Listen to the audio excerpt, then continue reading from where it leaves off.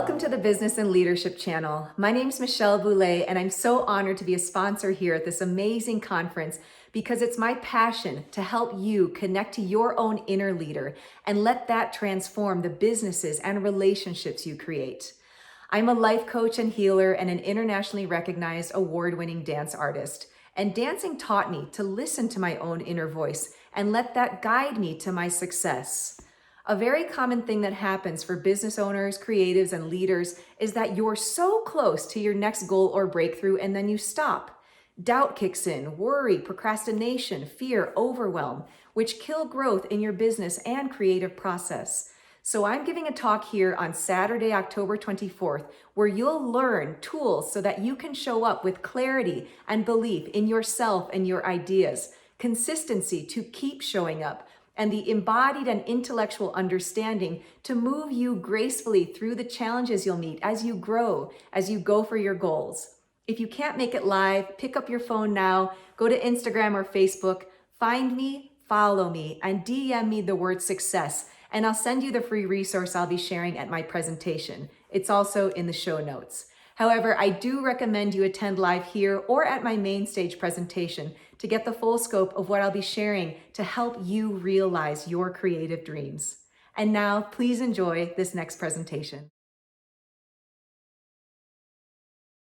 And now I'm really pleased to say hello to Celine Morin. Thank you very much for joining us this morning on the topic of the accountability advantage, how to be your own CEO for motivation and well-being. And when I asked Celine, what do you want people to know about you? She was very succinct. I love that. So, registered dietitian, author of 2 books, and you have to tell us which books those are, and a salsa dancer and champagne lover. So here we go, and I look forward to this session. Thank you. Thank you. Thank you. And it is amazing to be here, just doing what I love most with amazing people, because I kind of think that accountability is implied, because you wouldn't be here as part of this amazing conference with tech. Thank you to Mark and the team for this epic, extraordinary access to such a vast spectrum of learning. So you wouldn't be here if there wasn't some sense of accountability to your own personal growth. So that's amazing. And for me, the aim of my session is that I'm going to share several ideas with you. However, I don't want you to take several away with you, because already, I mean, this is day 8 of the conference. And if you're like anything like me and watched presentations, you have so much to tap into. And sometimes we can set ourselves up for failure as opposed to success by trying to do too much. So I'm giving you full permission. In fact, I'm insisting that you only commit to one takeaway. And just before we finish, I'll give you an opportunity to think about, what is your personal pledge? What are you going to hold yourself accountable to? Because this really matters. And for me, the title CEO is Chief Energy Officer. So how do you own that title? Because if you can mobilize energy on demand, that is a phenomenal asset to have, whether you're an individual contributor, an entrepreneur, a coach, a teacher, a team leader, an organizational leader. We know today, in the context of how we found ourselves geopolitically and with COVID, that, I mean, I'm seeing it not just with myself, but so many clients, how we are exhausted and fatigued. Our mental health is suffering, our physical health is suffering. And so the reason why this is important is because this, just like this conference is a marathon, the context of where we find ourselves is a marathon upon a marathon. So we have to better manage our energy. It is a renewable source. That is good news. However, when it runs out, it's like when you have loads of energy, you can move mountains. But when you don't have energy, everything feels like a mountain, right? So let's make sure that you can leave the session with at least one way to be able to shift your physiology or your psychology to help you better manage your energy. And remember, you can opt in or opt out. I'm hoping that you'll opt in and give it a full go, because sometimes we don't know what we don't know, right?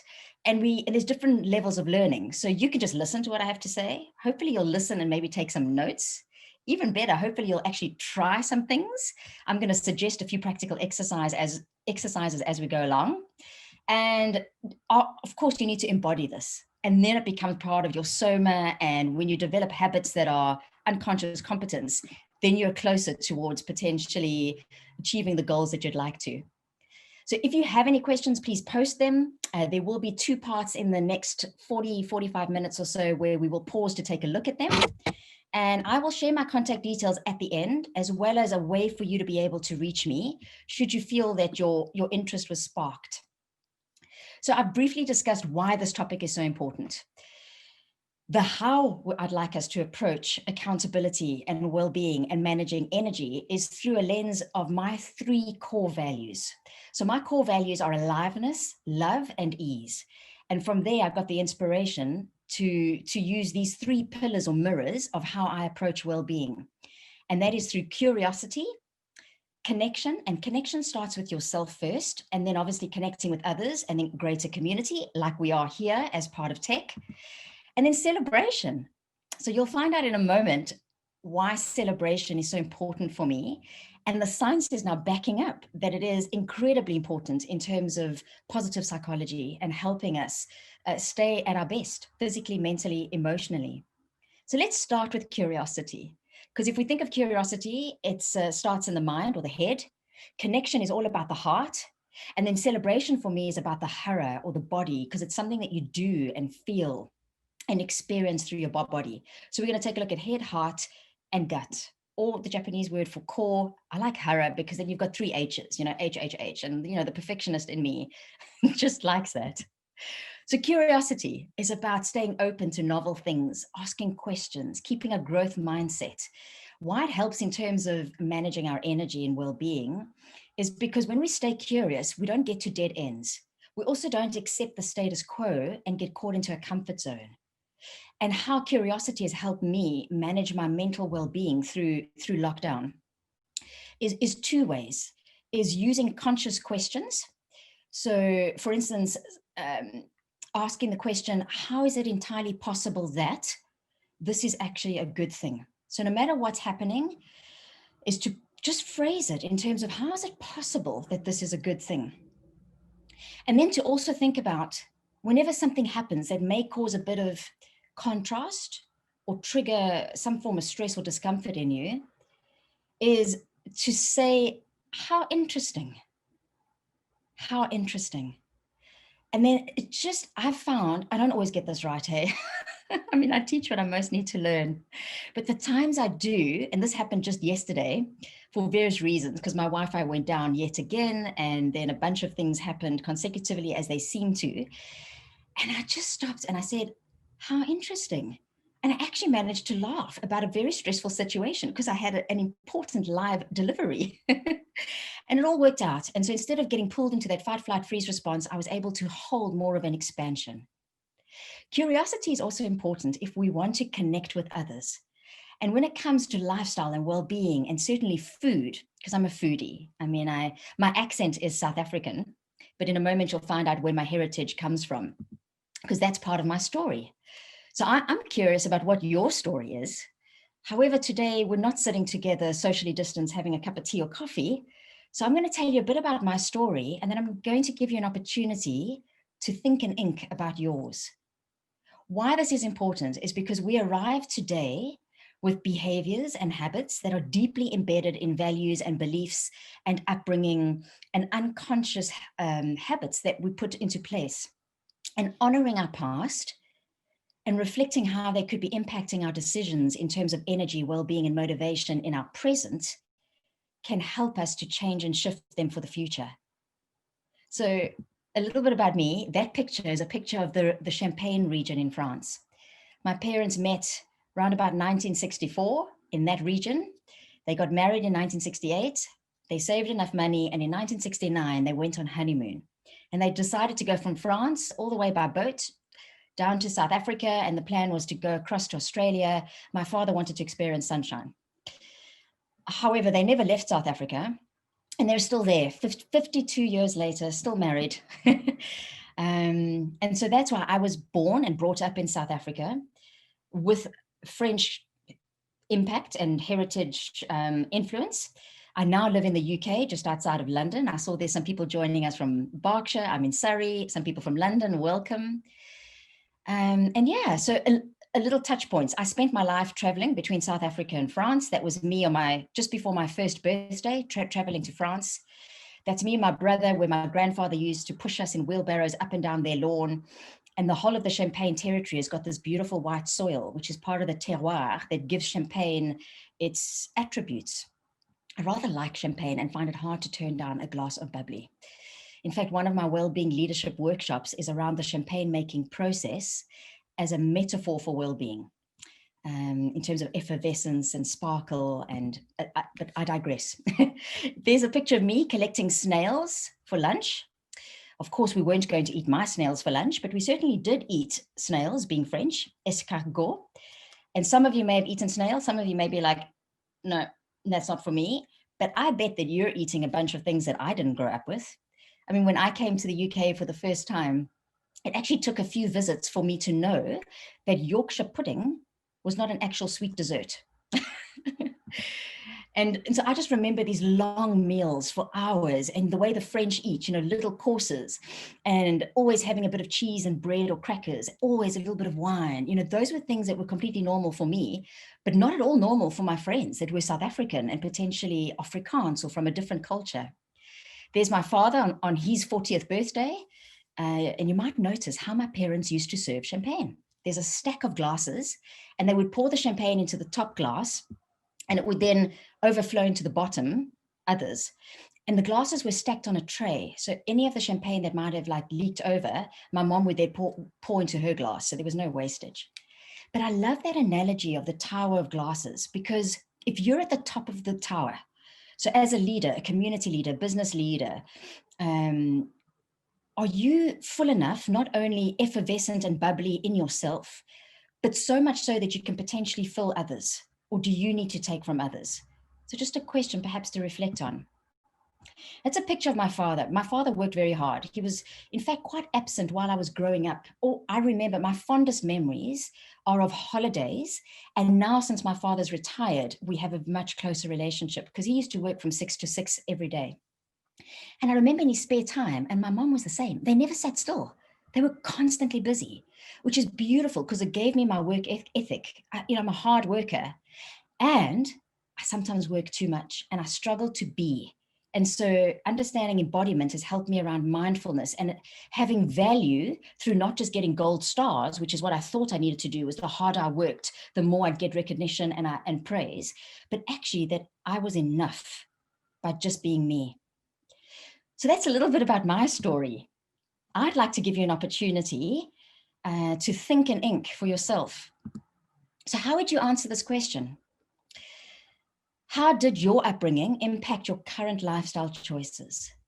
So if you think back generally on meal times, on how before you became an adult and made your own decisions, who was around you as role models and influencers and caretakers? What did they teach you about food and exercise? The ability to rest, how you respond potentially to stress and work ethic. So maybe just give that some thought. And if it feels like a lot, perhaps think specifically around food, because we're going to move into food as a strategy to manage your energy in a moment. And then if there are any questions at this point, Stephanie, feel free to share them with me. I'm glancing over at the chat. At the moment, no questions, Celine. I think they're all just mesmerized what you're talking about. Chat's Good. coming in though, yeah. Thank you, Sebastian. It's really, really important to think about not only what's good, but also potentially what we might want to change and do more of or do less of. And I find we don't spend enough time on thinking about the impact of our upbringing on our current lifestyle choices. And we try really hard, sometimes too hard, and we don't get the results that we want. And we don't do the deep work of understanding what's driving us and perhaps what kind of beliefs could be stopping us from potentially doing the things that we want to do. So that's part of the story why I was interested in food and then medicine, and I decided to study dietetics. My raison d'etre, the reason, my ikigai, the reason why I do this work is I want to help business leaders, specifically entrepreneurs, to enrich the quality of their lives through holistic well-being. So what is holistic well-being? Because we're talking about being your own CEO of motivation and well-being. What is well-being? Because it's, for some people it's environmental, for some people it's social, for some people it's about spas and massages. For me, it takes a look at these 4 components: your body, which is your physical well-being, So that relates to how you sleep, how you eat, how you hydrate, how you supplement, health numbers like cholesterol and blood pressure, how fit you are, how much you move, super important. Then you've also got your emotional well-being that relates to the heart. You've got your mental or intellectual well-being that relates to this beautiful, beautiful universe that sits on our shoulders. Your ability to focus like you are now on this presentation, to remember things, to problem solve. And then of course, there's a spiritual or a meaning dimension that fortunately for me, my clients are now actually wanting to talk about. You know, a year ago, I wouldn't mention the word spirit because it would be a bit woo-woo, certainly for my client, my niche. But now it's like people are craving to understand, what are we part of? How do we contribute? How do we belong? Have I got energy to give back? What does this all mean? Now, I don't know about you, but all four of these are important. They all interflow. However, if we had to stack them, this is how I would do it.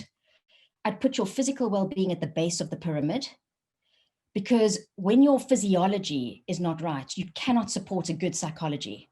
So if you're dehydrated and sleep deprived and running off sugar, you will not be able to regulate your emotions or your mental cognitive ability as easily as if you were doing the right things to support that. And then once you get the base right, it makes it easier to have extra energy and resource to be like the top of that champagne tower, you know, effervescent, and not only sparkle for yourself, but fill the glasses of others around us, because goodness knows people need that. And I don't know if any of you have watched Wendy Palmer's presentation. Oh, and Gabor Mate, like you just must, and you just upgrade, have access to the stuff so that you can watch it again and again. And Wendy spoke about how you can influence others through seconds of managing your state and doing centering. So perhaps right now you could try this, because we are on an embodiment conference after all. So as you take an inhale, it's just slightly lengthen your posture, as Wendy speaks about, have a sense of nobility. And then as you exhale, soften your front, because a lot of us, like me, I carry tension in my jaw. Relax your jaw, perhaps allow your shoulders to fall a little bit more towards the ground. That feels good for me, actually, because as a presenter, it can be quite easy to not be always grounded and go more into air. So if we know that the base of that pyramid is so important and that physiology supports psychology, what would your body score you? So if your body gave you a score in terms of how you eat, how you move, how you sleep, I'm curious to know what it'll be. And I'll share with you get a score in corporate well-being work in 2006. And this is based on World Health Organizational guidelines around what we know supports good well-being, physical well-being for most of us. And I find it such a practical tool. And there's 10 different areas on the Wellculator that helps you, I guess, calculate your well-being related habits. And we're going to take a look at 3 of them. And then I'll share with you, if you're interested, where you can access all 10 and go and score yourself, and then potentially dive deeper. How would you answer this question? Do you have a refueling strategy to manage your energy and well-being? So have you got a way that you feed yourself that you know most of the time? So we're not looking for perfection here. Absolutely not. We're looking for 80-20. 80% of the time, do you have some kind of strategy around the way that you eat and drink to help you manage your energy? Do you have a movement strategy that helps you achieve the same? So 80% of the time, are you using your body motion to shift emotion in a way that helps you achieve the objectives that you need to? Very important. Do you have a resting strategy that helps you manage your energy levels? Because I know a lot about this, and I am, and have been, especially recently, skirting the edges of what I would say my exhaustion is. I did my first international trip recently, and it was far more taxing on me than I realized. So I've had to put into practice what I'm going to share with you. And what I can say is, when we do the basics, when we do the do's, we don't have times to do the don'ts. Shout out to Steve Savides for that expression. And it becomes easier without much effort, because health and well-being should be easy. It shouldn't be something that we only think about when things are broken. So many of us wait till we give up our health to manage our wealth or build wealth. And then at some point, we actually need a lot of wealth to buy back good health. And I'm here to encourage you to do both together, to leverage both. So this is the kind of strategy that I often come across. We wake up in the morning and for whatever reason, we're tired, so we may hit the snooze button. Maybe we've been awake between 1 and 3 a.m. Because of a racing mind or high cortisol. We end up grabbing whatever we can get our hands on. We land in front of our computers. We've got back-to-back meetings, or maybe if you're going to the office, you're in meetings, working, back-to-back cups of coffee. If you stop for lunch, you don't really stop. You know, you carry on answering WhatsApps and emails, you're on social media. You're probably grabbing something reasonably convenient that could be refined carbohydrate based. When you have a slump in the afternoon, it can be easy to then grab something savory or sweet to lift your energy. And finally, by the time you crash in the evenings, you end up eating more than you need because you're so famished. And maybe there's some wine and chocolate that bookends that. Now, I don't know about you, maybe are there some aspects of this that you relate to? And if they are, the impact on your blood glucose is going to be that you're going to have highs and lows, which means you may feel hangry, you may have snackcidents. If it's high, you're producing extra insulin, which is just a recipe for disaster. It lowers your immunity, it increases inflammation. And so what would be a more reasonable strategy? And this is quite personal. I'm going to share what I do most of the time. However, I always say to people, get as much data about your personal blueprint to know what works for you. So if I choose to have breakfast, and I say if I choose, because for instance, today I'm going to do intermittent fasting, but if I have breakfast, I combine protein and fiber. The same with my snacks, if I choose to eat light and eat often.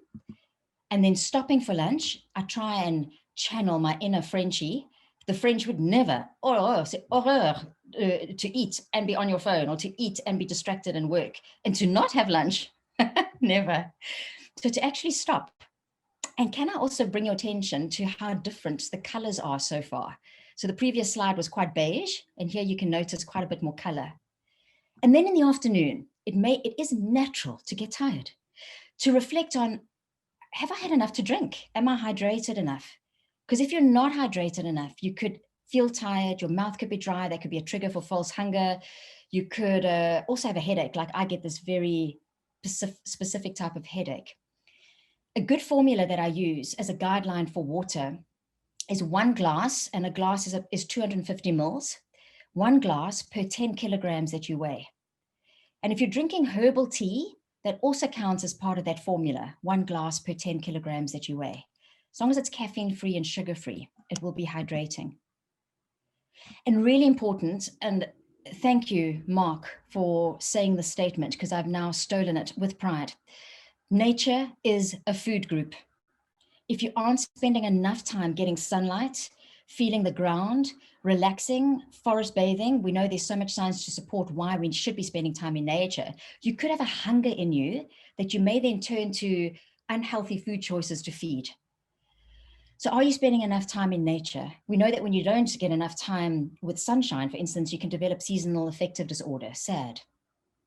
And when you're more strategic in doing this pattern, eating protein and fiber, hydrating, taking breaks, giving yourself fresh air, it's so much easier to then not overeat late in the evening, which is the last time, that's not the time we should be filling up our fuel tanks. You know, we're about to park this body, this car under the duvet, and then we overfill it. Not good. So I mentioned that what's also important as part of a strategy around refueling yourself is having lots of color. If you want specific information or ideas and recipes, on my website, you'll find, I'll share with you in a moment, some resources. So you can sign up for a weekly recipe. If you contact me, I'd be happy to share what are ideas of protein and fiber snacks or meals. The one thing I'd like to highlight, though, is the importance of eating like an artist. So that means making your plate a canvas for color. And by color, I don't mean like wine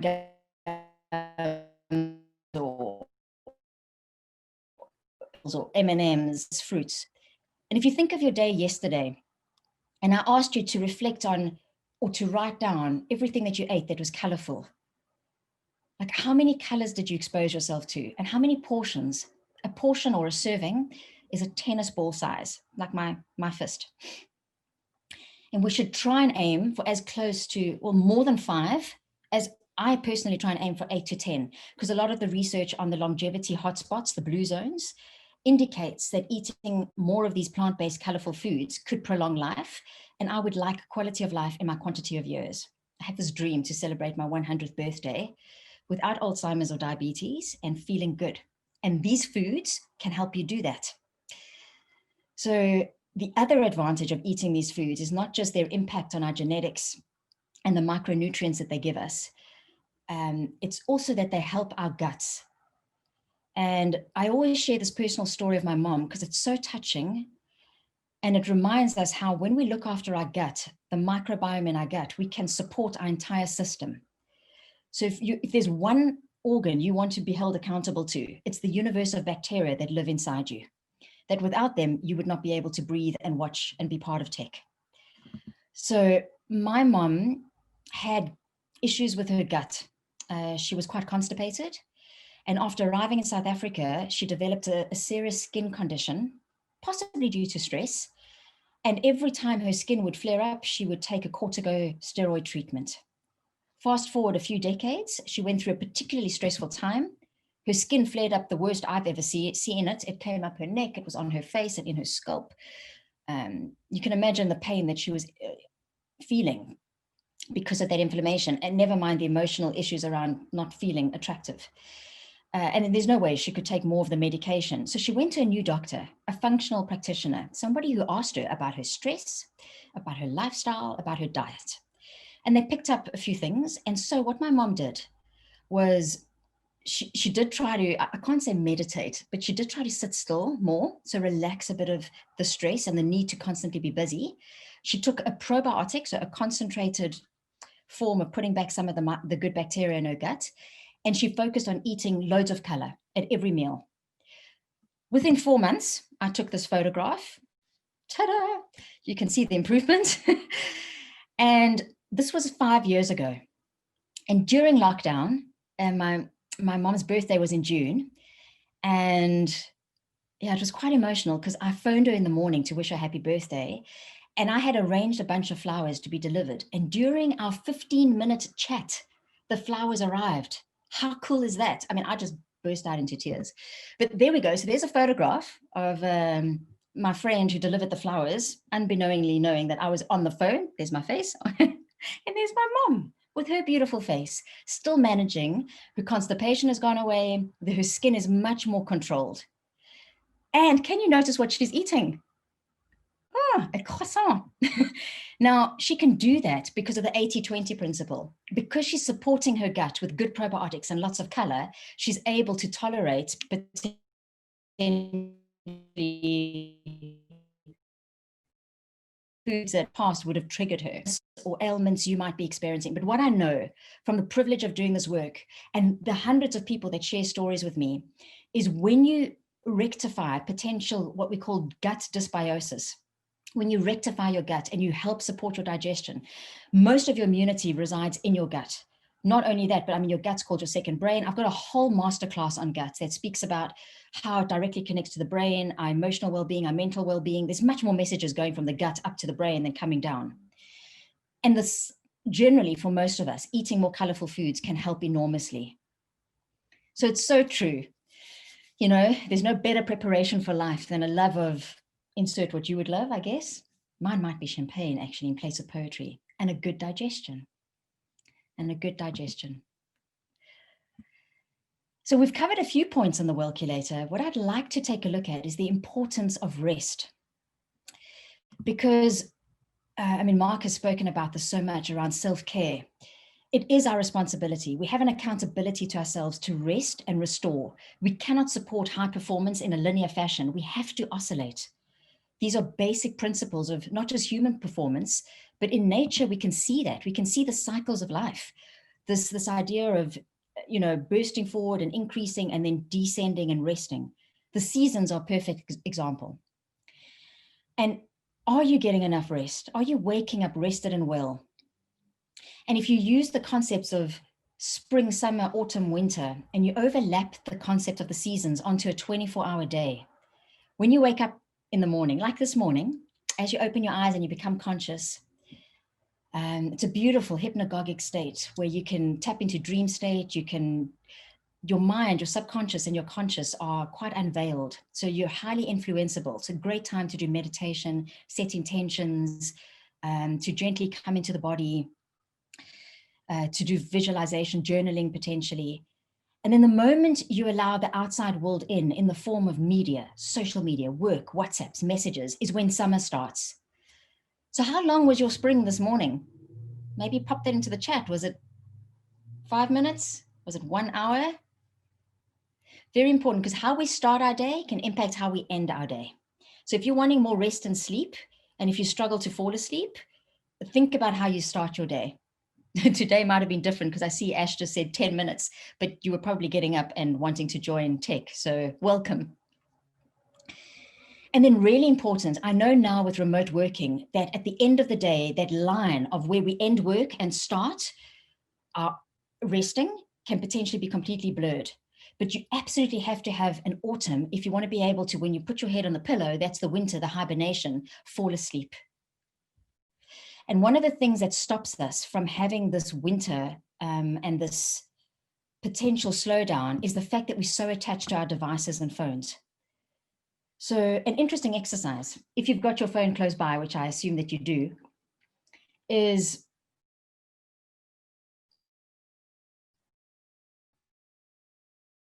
we've got 50 or 20 total. Why don't you switch your phone off? Like actually, not just flight mode, but switch it off. Stephanie, I just saw you pop up and I had a notification that my internet was unstable. So I imagine it was that. Just so you know, you cut out a couple of times before, but within 10 seconds you came back. And just for people participating, I mean, Celine is hotspotting this presentation because Wi-Fi went down. So this is our plan B, but it's working really well. It's just sometimes for a few seconds you cut out, but it's not long enough to really kind of stop. So thank you very much. We're back on. Great, great. And what I can recommend is whenever it does cut out, because life does this, right? We have things don't go according to plan. It's a perfect opportunity to come into your body and ask yourself, how am I in this moment? How am I? How am I physically? How am I emotionally? How am I mentally? And then if you want to then ask yourself, how would I like to be? That then helps you potentially shift your state by choosing and staying curious about a new outcome. So let's see, I'm just jumping back into the presentation slide. There we go. So my encouragement was to actually, if you'd like to, switch off your phone and just notice how that feels. Because as part of the Wellculator, the last point, point number 10, is around knowing your personal response to stress and being able to use techniques to help regulate it. And I know that if I switch my phone off, it can be a mild little simulator of the stress response, as are cold showers. And we need to practice potentially centering and all the beautiful techniques like deep breathing or heart coherence. And there's been phenomenal talks on the conference that if you haven't watched, I'd certainly go back and do that. That can help us to, in that moment, like Viktor Frankl said, between stimulus and response, there is a gap. So in that gap, we can choose our response, and in our response lies our growth and our freedom. So it's easy when we're feeling hyper aroused or exhausted and tired, when we're not managing our energy and our well-being, to react more than respond.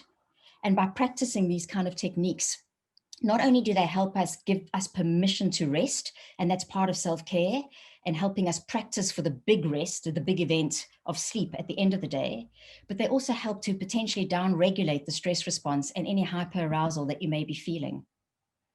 So if you have watched some of Mark's presentations and Wendy Palmer and other presentations on centering, you may know this formula of bringing awareness to your body, so noticing when you're stressed and what happens in your body, then bringing your awareness to your breath.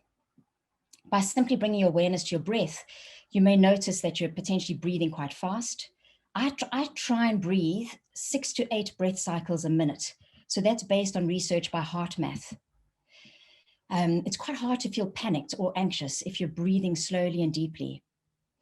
And then if you bring in something that makes you feel love or joy, or something that you care about, you can within seconds produce oxytocin, which is a hormone that down-regulates cortisol. So I've got a summary of these here. And if you'd like to, when you rewatch the recording, you can always come back. And remember, the way that we learn is not just through theory, but actually practicing and embodying these techniques. And when we move out of feeling emotions such as stress, frustration, anxiety, which are energy depleting, we can potentially then refill and build our energy battery, so to speak. This takes practice though, because remember, you won't default to what you haven't practiced or you don't have muscle memory for. Right, so I've touched on strategic refueling, hydration, sleep, and the stress response. If you're curious about the other points on the Wellculator, when I share my website, there you go, you're welcome to go. And there are 3 different resources. There's a sleep guide, there's a 12-week Wellculator journey, which I take you on so you work through each point on the Wellculator. And there's also a weekly recipe if you'd like to be inspired around food. Because I know that making these changes isn't easy. So you can see here a doctor speaking to his patient. The best thing you can do is give up smoking, drinking, and fried food. Oh, and what's the response? What's the second best? So it's hard to stay accountable, especially when we're on our own. And that's why support and community is so important, because we transform and change easier, I do believe, when we're witnessed and supported and championed. And one formula that I find works well in terms of creating new habits is to make your new habits tiny. And this is where I want you to start thinking about everything I've shared with you. What is something that has caught your attention? And how can you make it super tiny? Like drinking more water. But instead of saying, well, based on the formula Celine shared, I need to have 10 glasses of water, so I'm going to have 10 glasses of water a day. A tiny behavior would be, I'm going to have a glass of water with my morning coffee.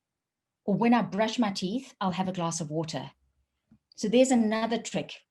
Attach a new behavior to something that you already do.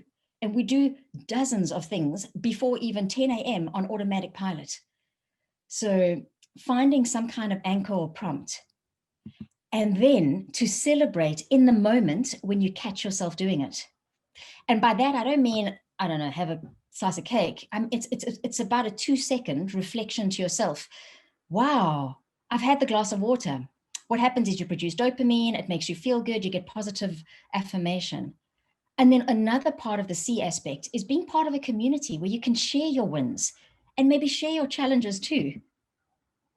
And 2 places you could think about in terms of building accountability for yourself and bringing in new habits are meanwhile habits. So what are things that you do in your day that give you, half a minute, maybe 2 minutes of almost empty time? And instead of jumping onto your phone, what could you do? So one example is when I boil the kettle, I find that a lovely opportunity to do a mindful minute.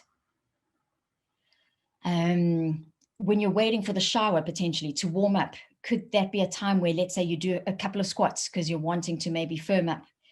So think about places where potentially you have these empty moments where we generally just turn to social media to fill. And could you bring in new behaviors that you'd like to embody based on what you've learned at the conference or here in this presentation? Another place is to think about things that potentially irritate you. So when I first moved to London, and I didn't realize that I rented an apartment that was under one of the flight paths coming into Heathrow. And I'm quite sensitive to sound. And it was irritating every time I heard an airplane, which was a lot. So what I decided to do was I thought, what is something I'd like to do a lot that's positive? I mentioned I carry tension in my jaw.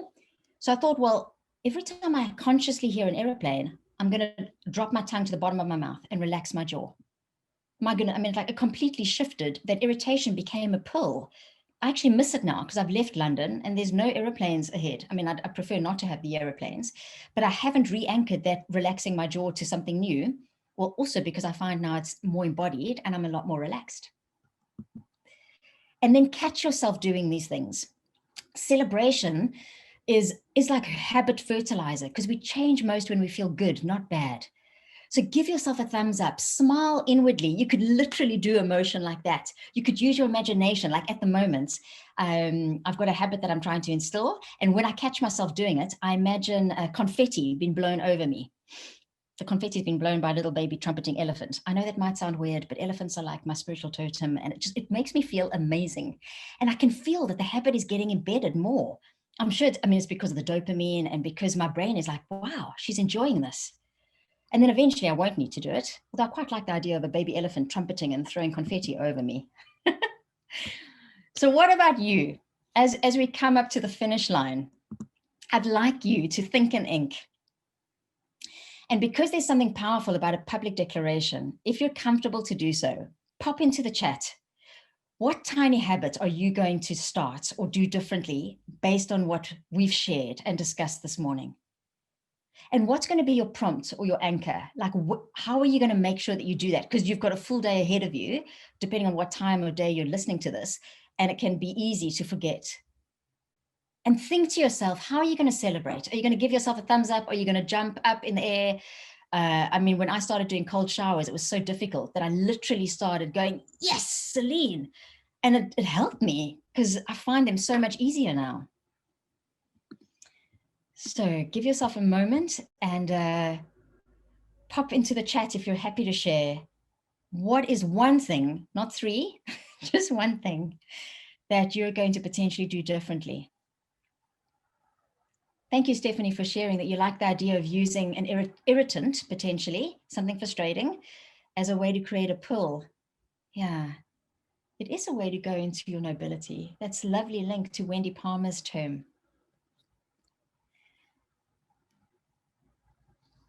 I'm just going to wait a few moments to see if there are any questions and shares. And then I'm going to share with you how you can stay in touch. Keep my eye on the chat. I see we have, oh, you'd like more about cold showers, Ash? Sure. Sebastian, I like the way that you're quite efficient with, we would work well together, the bullet points and numbers. It's my earthy nature. Lovely that you'll get up and move for a minute. That's really teeny tiny and feels achievable when your alarm goes off in the morning. And you'll celebrate by having extra fruit for breakfast. That's lovely. You've now brought in another concept of behavior change and accountability, which is the ripple effect. So we can do one habit that then has a ripple effect on others. So you're having more color based on a new habit. Just like drinking more water can make you go to the bathroom, and then that gets you up and moving, which is good because sitting is the new smoking. We don't want to sit that long. Stephanie, would you like to share something? Yes, there is a question from Rehanna. Yes. And she is saying, hi there, thank you so much for sharing your knowledge. Do you have any advice for acid reflux? I've had a flare-up since a bereavement in May. My GP says unlikely it is emotional. I have changed my diet, but it's still present. Thank you. So I don't know your GP, but if you haven't watched Gabor Mate's talk, please watch it. He will tell you what he thinks about your GP. And as a GP, I think he has more clout than I do. There absolutely is an emotional connection. If you think about, as you shared, thank you for sharing, and I'm sorry, I'm really sorry about the bereavement. When we get difficult news, we sometimes say that was really hard to digest, or that's a tough problem, I'm going to chew on that. So, I mean, we already use language that tells us that our emotions is connected to our gut. And acid reflux, I mean, I don't have time now, but I would recommend that maybe you speak to a nutritionist or a dietitian or do a bit of research around what foods could be triggering it, but definitely look at the emotional component. And then potentially something like acidophilus could help. But I absolutely can't give you medical type advice just in this format. But please watch Gabor Mate's talk, where he speaks about the absolute connection between things like digestion and our emotions. Thank you for that very good question. Thank you, Rehanna. And maybe the question to repeat again who you talked about, it was the Gabor Mate? Dr. Gabor Mate. Oh, okay. Yeah, he spoke at one, I don't know if I'm pronouncing his name right. He was one of the keynote speakers and he wrote the book, When the Body Says No. Yeah, so it's Gabor Mate's book. Okay, Gabor thank you Mate's very book. much. Yeah, sure. I hope Sure. that helps you, Rehana. Good luck with it. Thank you for asking the question. And thank you, Anita, for clarifying. Yeah, it's Gabor Mate. Okay, so those were the questions in the Q&A box. Any other questions? Let us know. And there's more commitments coming in the chat, Celine. So more people are now declaring what they're I'm going to do. spotting them, which is lovely. I might use deep breathing when my neighbors are loud. If you have noise coming from anywhere, that's often a perfect irritant trigger to create a pill, rather than getting annoyed, because then you're producing cortisol. And we have so much cortisol potentially in our systems at the moment. And yes, Margaret, so in terms of the cold showers, I also couldn't get past 30 seconds. And when I went into a place of celebration, it became so much easier. And that's because we know the mental effect and the physiological effect of celebrating. Within seconds, you can potentially shift your chemistry, and that makes it easier. If you're curious to know more about this, you can always look up, I'm just going to pop here. His name is BJ Fogg, and he's a professor at Stanford. And he has written a book and has lots of things online around tiny habits. So, and he speaks about the importance of celebration, and he's researching, getting metrics and data around how that works. But I really want to celebrate you all and just say, we are all doing amazing. You are doing amazing. In the context of what's happening, you're doing great. The fact that you're listening to this right now tells me that you hold yourself accountable and that your well-being and your growth is important. So well done for staying curious. Well done for connecting with yourself, with me, with the others. And I want to celebrate you. And I hope that in this moment, you will do like a hoorah, yabba dabba doo, or imagine confetti, or imagine a round of applause, whatever works for you to make you feel like the champion and the star that you are. And really do what you can with where you are and what you have. And if you need support along the way and you like what I've shared, I have a online platform, a community called the WELLBEING Clubhouse, where, I mean, there's a whole range of very quick, easy videos, so succinct, because I don't have a lot of time. So I've taken the concepts that I've expressed plus the Wellculator framework and put that into 5 or 7 minute videos once a week with a key action for that week. That's it, one step. And then you go on a year-long journey. There's also a monthly live masterclass and then a monthly live check-in and celebration. And the masterclass last week on gut health was so well received that I'm actually doing it again at the end of November, along with a masterclass on rituals and how ancient wisdom can come into modern living and help us be well. And what I'd like to offer, if you're listening to this and you're interested and you'd like to give it a try, the founding member price at the moment is £33 a month. But if you would like to join and see what it's like, I'm gifting you 50% off if you use a Tech 2020. So for £16 a month, that's $20, you'll have access to an amazing module, as well as 2 live interactions with me to make sure that you hold yourself accountable and become part of a community around that. Ash, thank you. I know you're part of the Wellbeing Clubhouse and you've brought in people and we are having fun together. It's true. So much more fun when we actually have a community and a place where we can learn and grow and share ideas. And please reach out to me. So if you'd like to find me on Instagram or LinkedIn, it's one way for me to help get through the clutter and help you to look after your well-being, because collectively, when we rise the well-being tide, like, we have the potential to lift all boats, to stay effervescent and sparkly and full not only ourselves, but others around us too. So I really hope that you have a strategy now that you can take to help you own the title Chief Energy Officer. And please be in touch. I'd love to hear from you and help support you. Thank you, Stephanie, for your support, and Doris in the background. Thank you so much, Celine. I learned a lot, and I'm doing this as a living, and still I learned a lot, and I really love the Pearl habits. That's really amazing. That's my biggest takeaway. Speaking of the biggest takeaway, we always ask the presenters at the end for your 1-minute top tip, how to be more in embodiment. Stay curious. Remember to connect with yourself through your breath and celebrate as often as possible.